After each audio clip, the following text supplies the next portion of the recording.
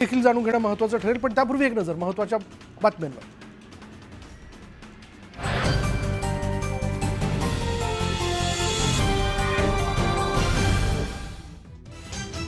Headlines प्रायोजक राजयोग paints, आनंद तुमचा, रंग आमचा.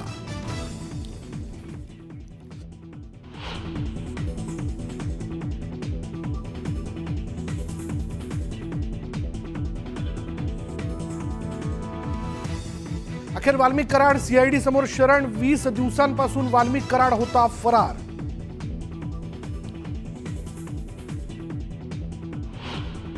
पोलीस तपासात जे निष्कर्ष निघाले, मी जर दोषी दिसलो, न्यायदेवतांनी मला जे शिक्षा देईल ती मी भोगायला तयार आहे. न्यायदेवता देईल ती शिक्षा भोगण्यास तयार. शरण येण्यापूर्वी वाल्मिक कराडने व्हिडिओ केला होता शेअर.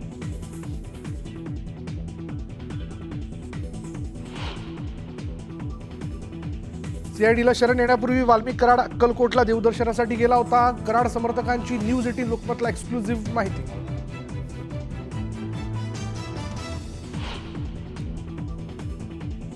वाल्मिक कराड शरण आले. सीआयडी काय करतंय? संतोष देशमुखांच्या मुलीचा सवाल. आरोपींना कठोर शिक्षा देण्याची ही केली मागणी.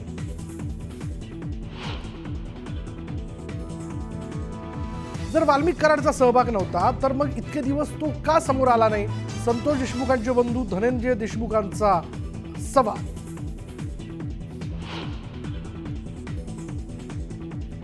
मुख्य आरोपीला अटक होत नाही तोपर्यंत देशमुख कुटुंबियांना न्याय मिळणार नाही. जितेंद्र आव्हाडांची प्रतिक्रिया. तर अवैध धंद्याचे पैसे कुठे जातात याची चौकशी करण्याची केली मागणी.